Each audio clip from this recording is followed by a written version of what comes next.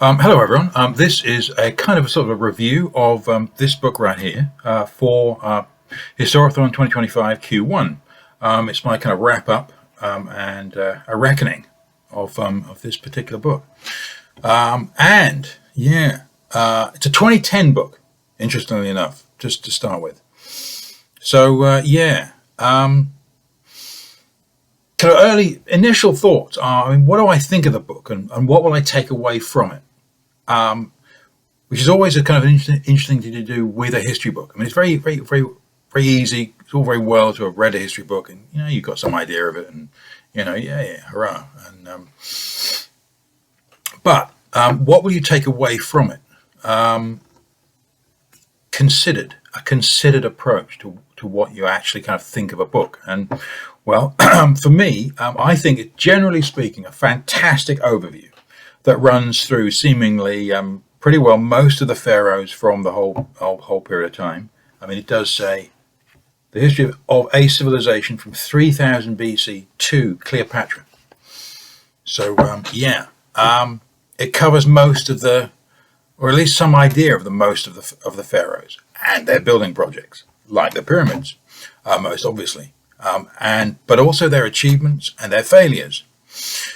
So. Beyond that, I mean, there's a good 500 pages of text to cover, and also, if you're interested, 3 sets of color illustrations. Very nice color illustrations throughout. Yeah. Here is Cleopatra. I don't know whether you can see that at all. Anyway, yeah. Behind the sort of the main narrative, there is perspective of more gradual change. There's progress and reversal in one direction or another. There is also the life of the entire country, which is also brought to light. The ordinary citizens, merchants, priesthoods, urban and rural. And there are also 2 elements of ancient Egyptian civilization that are tackled and gradually presented. And that would be religion and kingship and religion and buildings. Again, perhaps not kind of untypically for Egypt, ancient Egypt. And it is, but that means not just the pyramids. It means temples and tombs and even whole cities. There is a lot in this book. I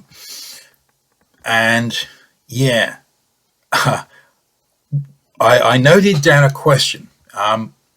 What's the aim of this book? What is this guy trying to do? I mean, he's telling the story of the rise and fall of ancient Egypt. Okay, fair enough. How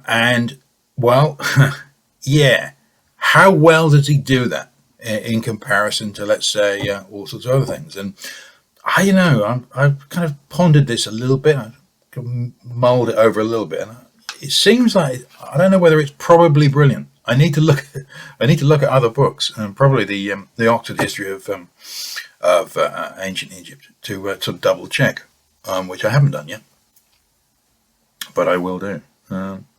It's probably brilliant. I don't know. I'll get to the rest of it. I would recommend it to anyone with an education and enough interest. And in short, it is amazingly readable, and it is understandable and enlightening. No pun intended. So,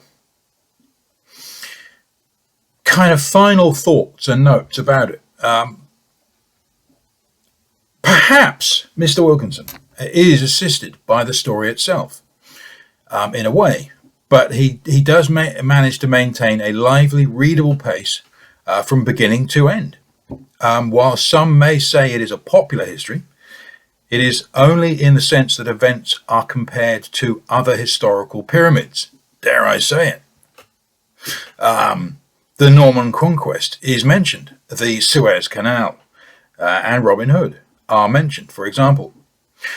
Particular subject areas include, of course, the building of the pyramids, but also later tomb raiding, English teachers, take note.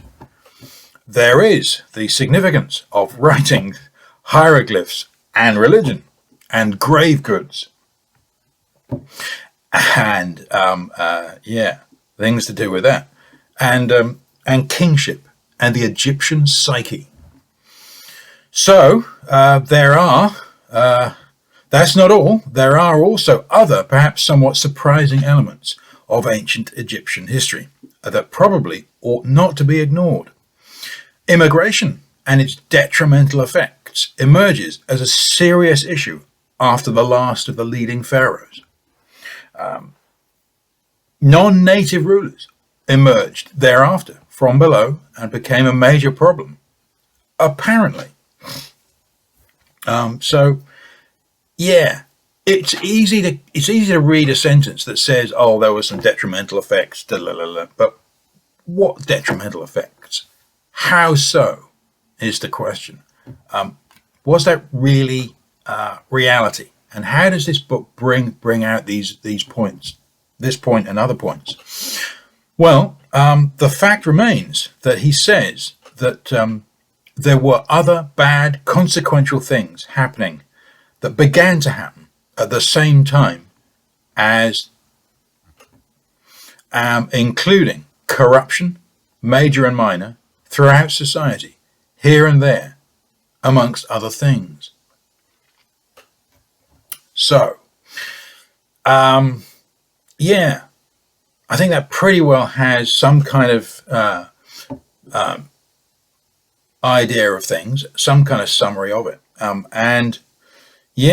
To recap, fantastic book. Inevitably, it will be a tremendous introduction. Presumably, we can follow other avenues and paths more. And there is a very good bit section at the back called Further Notes that does that. It talks about how to take reading further. So all in all, this guy is he's an Egyptologist from Cambridge University. He's a fellow, and you're in good hands, I think. So terrific book. That's the third one I've read for Q1, and I've got some Greek stuff to check out next on my shelves, just over there. So bye for now.